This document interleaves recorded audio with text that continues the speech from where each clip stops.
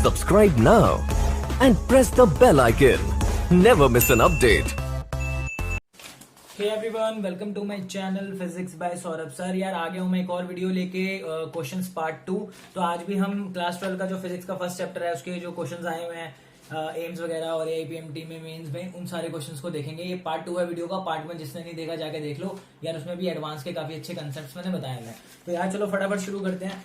आज का जो टॉपिक है हमारा एआईट्रिपल। सबसे पहले शुरू करते हैं एआईट्रिपल 2003 का जो क्वेश्चन है। पहले एआईट्रिपल था जेईई मेन से पहले 2003। तो देखो बड़ा सिंपल सा क्वेश्चन है, बट थोड़ा सा इसमें थोड़ी ट्रिक लगती है। उन्होंने पूछा है बड़ा ही सिंपली, उन्होंने पूछा क्लोज फिगर है, इसके अंदर फ्लक्स जो एंटर कर रहा है उसकी वैल्यू φ1 है और जो फ्लक्स बाहर निकल रहा है वो φ2 है। ठीक है, जो फ्लक्स एंटर कर रहा है वो φ1 है क्लोज सरफेस से, और जो फ्लक्स बाहर निकल रहा है उसकी वैल्यू φ2 है। तो वो पूछता है इस बॉडी के अंदर नेट चार्ज कितना है।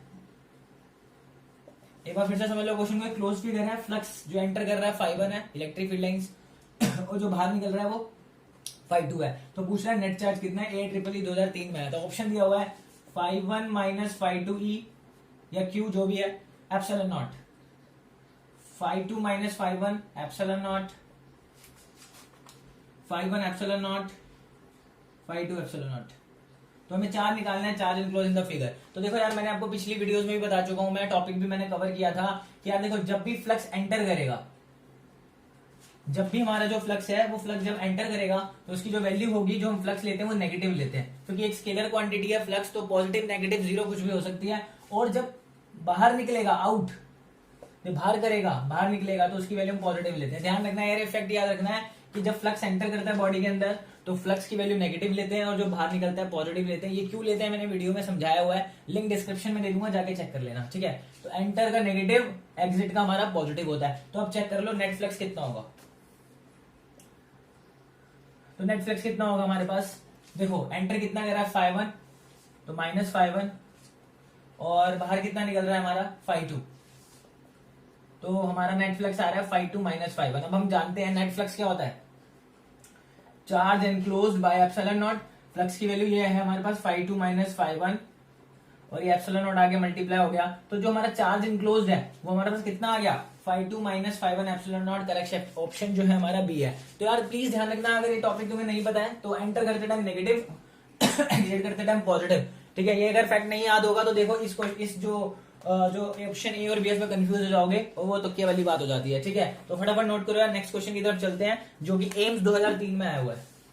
तो एम्स 2003 में क्या पूछ लिया उसने ऐसा, एम्स 2003 में उसने पूछा हमारे पास क्लोज फिगर है, उसके अंदर चार्ज रखा हुआ है प्लस क्यू माइनस क्यू, और एक बाहर चार्ज रखा हुआ है प्लस क्यू। ठीक है, फ्लक्स पूछ रहा है, फ्लक्स कितना होगा। ठीक है, तो फर्स्ट ऑप्शन में दे दिया गया Q by epsilon not, second में दे दिया गया 3Q by epsilon not, fourth option में दे दिया गया minus 2Q by epsilon not, और फोर्थ ऑप्शन में दे दिया गया 0। ठीक है, तो इस ऑप्शन में तो देखो सीधा सा लॉजिक लगता है। हम फ्लक्स के लिए हमेशा क्लोज सरफेस जो होता है, एनक्लोज सरफेस, उसके नेट चार्ज देखते हैं। अगर आप देखोगे हमारे पास जो फ्लक्स है, जो हमारे पास चार्ज है क्लोज फिगर के अंदर प्लस और माइनस है, तो अगर नेट चार्ज देखें तो कितना होगा, नेट चार्ज हमारा 0 होगा, तो फ्लक्स भी कितना हो जाएगा 0, क्योंकि अगर नेट चार्ज 0 है तो उसका मतलब फ्लक्स हमारा 0 है, तो φ हमारा 0 आ गया। ठीक है, चलो एक और क्वेश्चन की तरफ चलते हैं। एआईट्रिपल 2006 में आया हुआ है। एआईट्रिपल 2006 का सवाल है। सवाल वो ये पूछता है, हाँ देखो मैंने आपको एक कॉन्सेप्ट कराया हुआ है पहले भी, कि जब हम किसी यूनिफॉर्म इलेक्ट्रिक फील्ड में डाइपोल को रख देते हैं, यूनिफॉर्म इलेक्ट्रिक फील्ड में एक डाइपोल को मैंने रख दिया स्टेबल इक्विलिब्रियम में, या फिर किसी भी एंगल पे मान लो। ठीक है, फिलहाल मैंने यहाँ स्टेबल ले लिया, तो ये नेगेटिव टू पॉजिटिव डायरेक्शन होती है, तो डाइपोल मोमेंट की भी डायरेक्शन इधर हो गई। तो इस टाइम जो डाइपोल मोमेंट है और इलेक्ट्रिक फील्ड सेम डायरेक्शन में। ठीक है, तो उन्होंने ये ले लिया। तो मैंने आपको सिखाया था जब हम इसको किसी थीटा एंगल पे ले लेते हैं तो इसमें टॉर्क लगता है, और इसमें फोर्स क्या होता है 0, जो नेट फोर्स होगा वो 0 हो जाएगा। ठीक है, कपल, और ये टॉर्क लगता है इस पर। ठीक है, ये तो बात है यूनिफॉर्म इलेक्ट्रिक फील्ड की। वो अगर सवाल पूछता है हमसे, अगर ये फील्ड यूनिफॉर्म ना हो, नॉन यूनिफॉर्म हो, यही पूछा उसने एआईट्रिपल में कि नॉन यूनिफॉर्म इलेक्ट्रिक फील्ड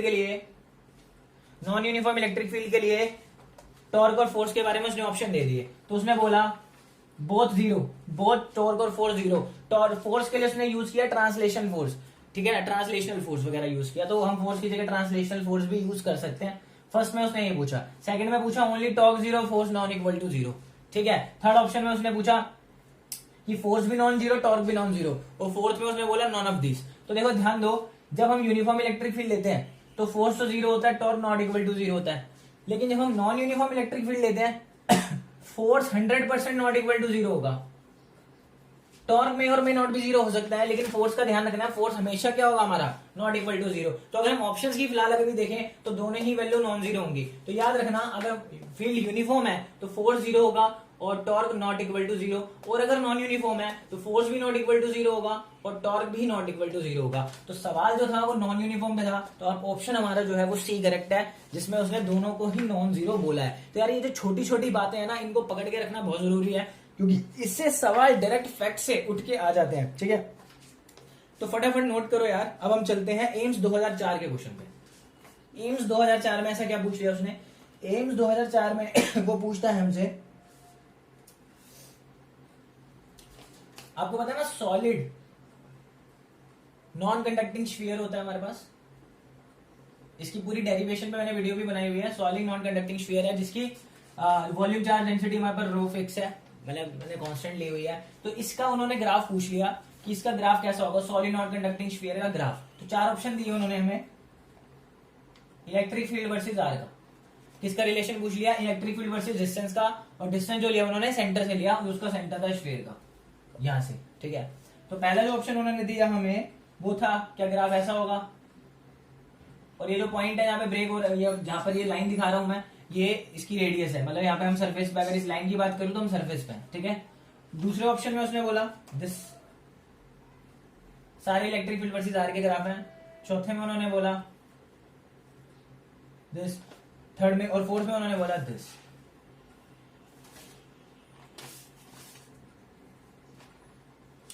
तो देखो इलेक्ट्रिक फील्ड का रिलेशन नहीं पता होगा तुम लोगों को तो काम तो बनेगा ही नहीं ना।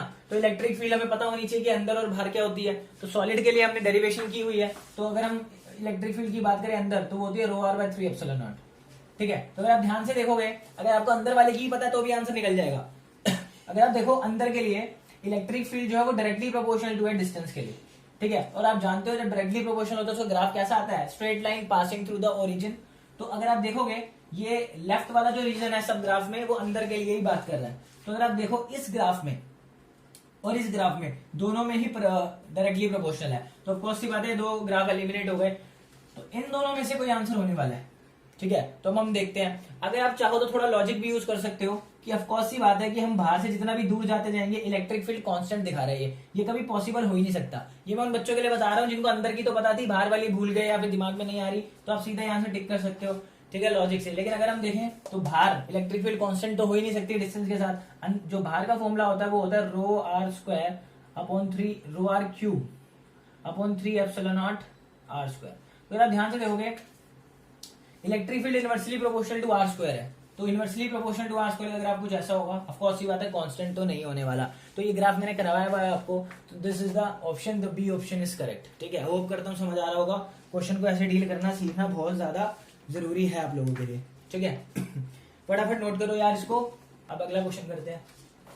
तो सवाल पूछ लिया एम्स 2006 में, 2006 के एम्स में एक सवाल आया, अच्छा कॉन्सेप्ट है, उसको आईआईटी ने भी पूछा हुआ है। तो अभी ये क्वेश्चन देखेंगे, फिर आईआईटी का क्वेश्चन देखते हैं। उन्होंने पूछा हमसे एम्स में, कहां गया क्वेश्चन, एम्स में 2006 में पूछा, हमारे पास दो प्लेन शीट ऑफ चार्ज है, इन्फिनिट प्लेन और प्लेन शीट ऑफ चार्ज हमने पढ़ा था।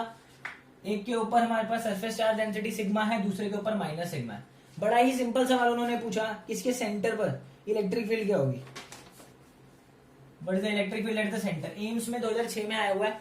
तो देखो मैंने सिखाया हुआ है इलेक्ट्रिक फील्ड निकालने का तरीका। यहाँ एक टेस्ट चार्ज सोच लो, तो ये उसको रिपेल करेगा और अगेन ये इस टेस्ट चार्ज को अट्रैक्ट करेगी। तो ध्यान से अगर आप देखोगे इलेक्ट्रिक फील्ड सेंटर पे इन दोनों का सम है, तो आप कहोगे इसकी इलेक्ट्रिक फील्ड क्या होती है। तो प्लेन शीट ऑफ चार्ज की वजह से इलेक्ट्रिक फील्ड क्या होती है, सिग्मा बाय 2 एप्सिलॉन नॉट, ठीक है। तो रिजल्टेंट इलेक्ट्रिक फील्ड क्या आएगी, इसकी भी क्या होगी E2, this is sigma bye 2 epsilon naught. तो इन दोनों को ऐड कर दूंगा क्योंकि देखो दोनों ऐड हो रहे हैं, तो answer will be sigma by epsilon naught. तो सेंटर पे जो हमारी इलेक्ट्रिक फील्ड आ रही है वो सिग्मा बाय एप्सिलॉन नॉट आ रही है। इंपॉर्टेंट कंसेप्ट है। चलो इसी में एक चीज और कर लेते हैं। अगर वो हमसे यहाँ बोलता है लेफ्ट पे कितनी होगी ए पॉइंट, और यहाँ लेफ्ट इस पे बोलता है बी पे कितनी होगी तो देखो ये यहाँ पे हम टेस्ट चार्ज रख देंगे, जैसे मैंने बताया इलेक्ट्रिक फील्ड निकालने के लिए हम एक टेस्ट चार्ज सोच लेते हैं, तो यहाँ पे एक टेस्ट चार्ज रख दो, तो ये जो पॉजिटिव है इस पॉजिटिव को रिपेल करेगा, बहुत बढ़िया, ये नेगेटिव इसको अपनी तरफ खींचेगा, बहुत बढ़िया। तो देख रहे हो अपोजिट डायरेक्शन है, तो यहाँ पे सिग्मा बाय 2 एप्सिलॉन नॉट, यहाँ पे sigma bye 2 epsilon not cancel हो जाएगा, 0, तो यानी ए पॉइंट पे 0 है।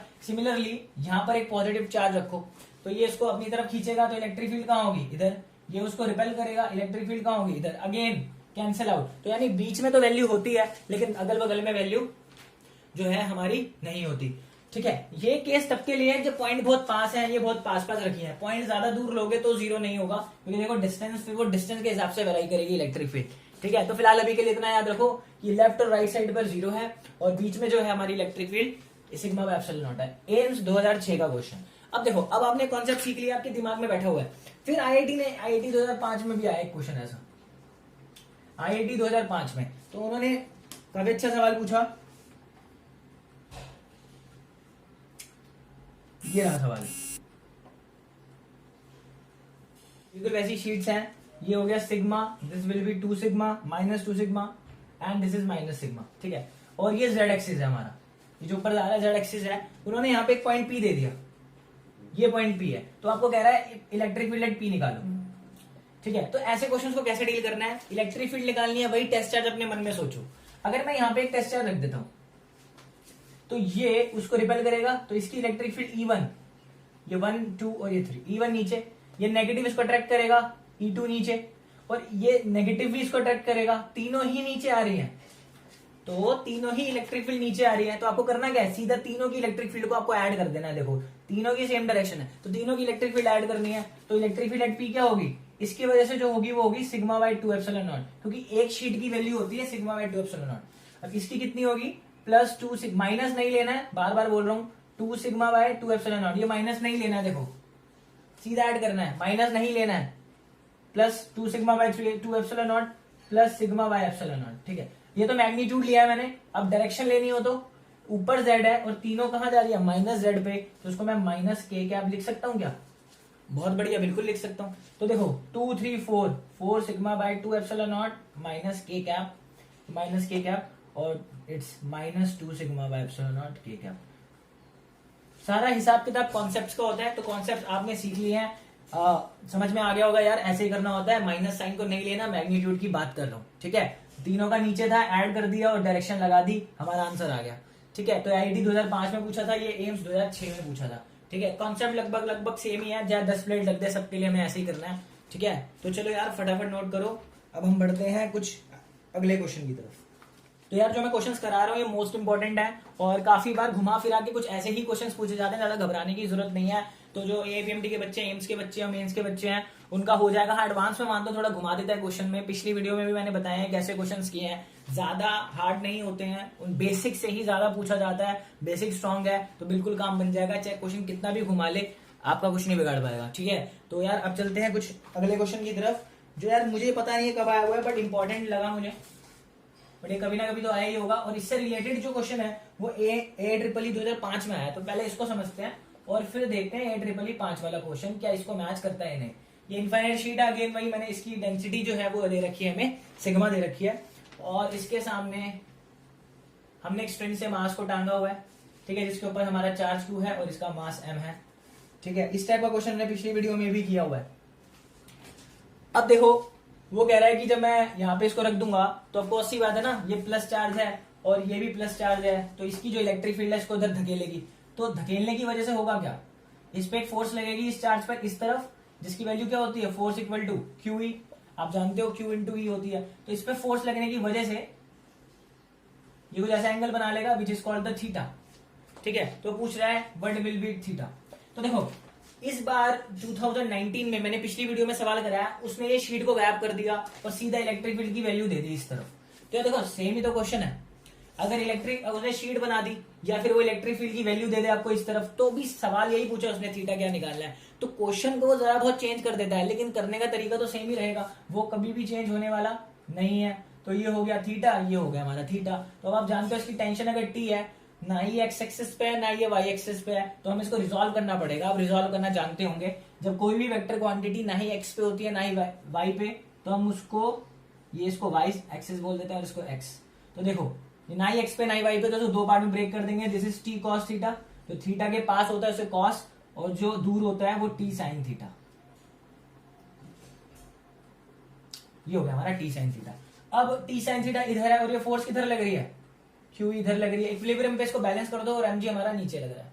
ठीक है, उसने थीटा हमसे पूछा है, तो T cos theta equal to MG और T sine theta equal to Q E. अब आप जानते हो इस शीट की वजह से अभी मैंने आपको कराया कि इलेक्ट्रिक फील्ड कितनी होती है, सिग्मा बाय एप्सिलॉन नॉट। बहुत बढ़िया। अब इस इक्वेशन को ऊपर रखो, इस इक्वेशन को नीचे रख के डिवाइड कर दो, तो देखो टी से टी कट जाएगा और साइन अपॉन कॉस कितना होता है, tan थीटा। मैंने इस इक्वेशन को ऊपर रखा है, और जब मैं इस इक्वेशन को ऊपर रखूंगा तो I will get q sigma m g epsilon naught. तो ये हमारा आंसर आ गया थीटा। tan इधर जाके tan इनवर्स बन जाएगा। ऑप्शन में डायरेक्ट भी दिया होता है कि tan theta equal to this, तो आपको आंसर मिल जाएगा। और कुछ ऐसा ही क्वेश्चन था वो जो जेईई मेंस 2019 में भी आया था। ठीक है, अब इससे ऐसे ही इसी क्वेश्चन को 2005 में पूछ लिया AIEEE में। ठीक है, इसी क्वेश्चन को फिर से वही शीट ले ली, ऐसा कुछ दे दिया प्लस चार्ज के साथ। ठीक है, और इसके साथ लगा दिया हमारा पेंडुलम इस बार।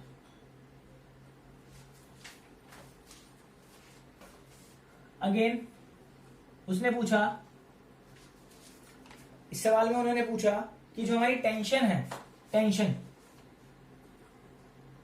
सवाल ये था कि जो सरफेस चार्ज डेंसिटी है is proportional to, the surface charge density is proportional to.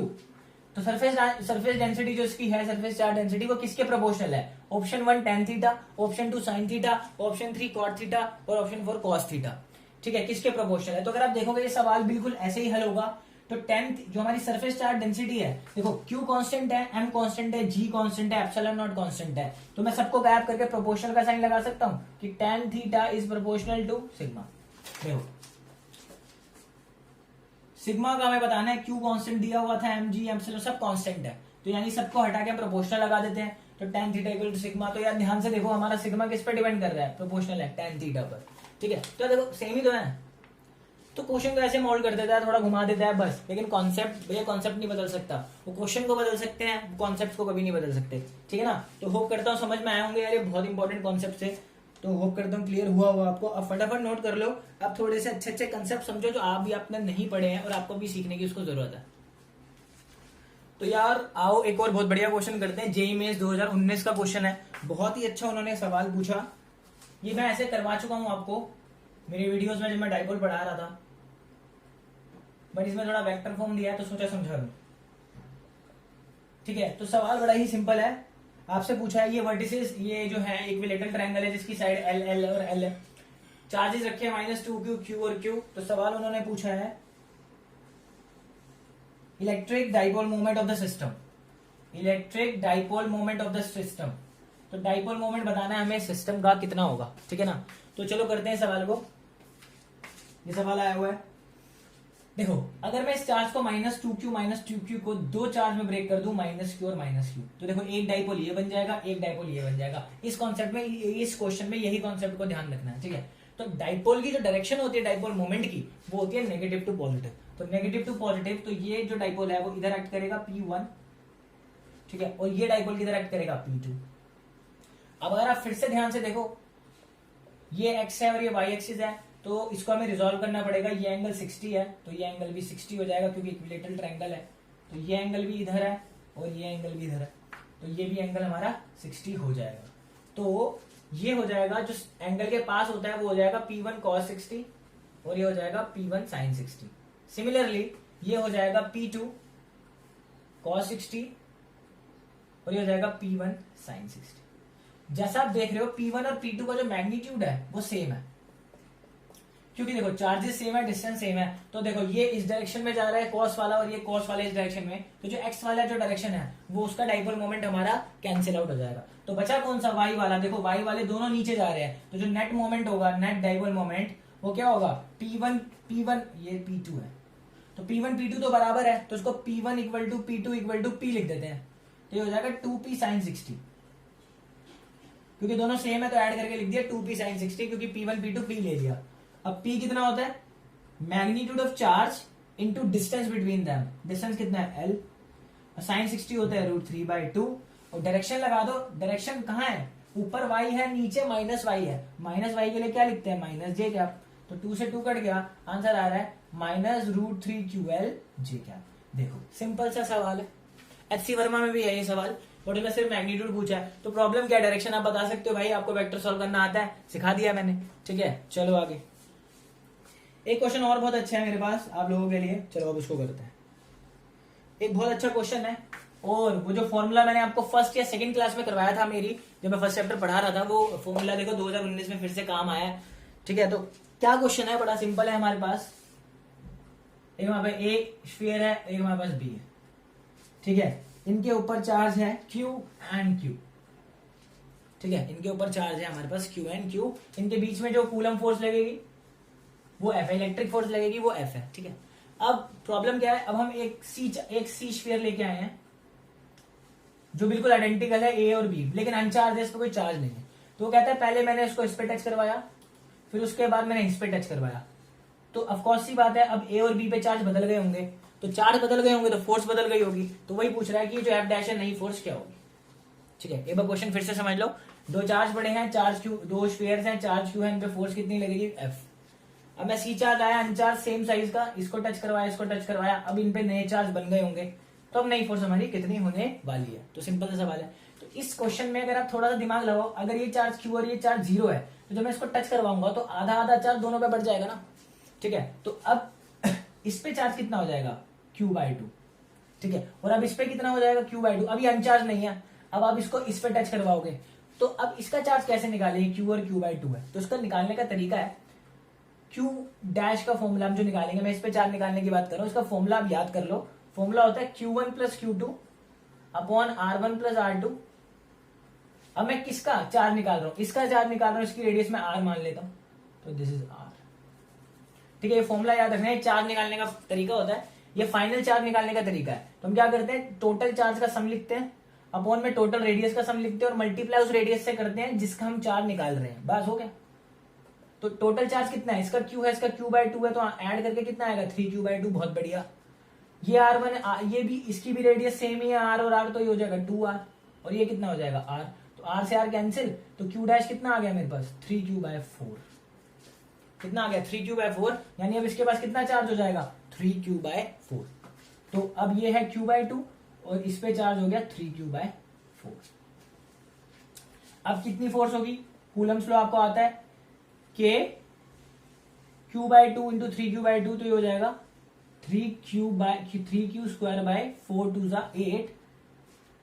ये अब आप जानते हो अपॉन में डिस्टेंस का, डिस्टेंस तो सेम ही है इनका, तो d² ले लेते हैं। अब आप जानते हो जो हमारी फोर्स आ रही है, जो पुरानी जो फोर्स है, वो अगर हम देखें तो कितनी है, KQ² तो KQ² कितना है हमारे पास, F है। तो जो हमारी नई डैश F डैश वैल्यू आ रही है, वो आ रही है 3/4 3/4 F। हमारा जो आंसर है वो आ रहा है 3/8। ठीक है, तो ऑप्शन में हमारे पास जो ऑप्शन थे,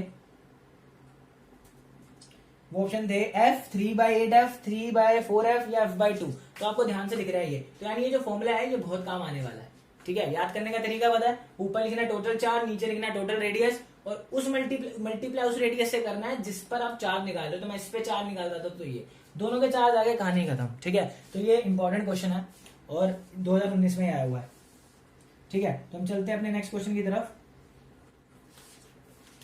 तो ये AIPMT या एम्स में आया हुआ है, ये जो सवाल अब मैं करा रहा हूँ 2019 में। तो एक सिंपल सा क्वेश्चन है, जैसे कि हमारे पास एक इलेक्ट्रिक फील्ड दे रखी है, एक इलेक्ट्रिक फील्ड ऊपर को है E।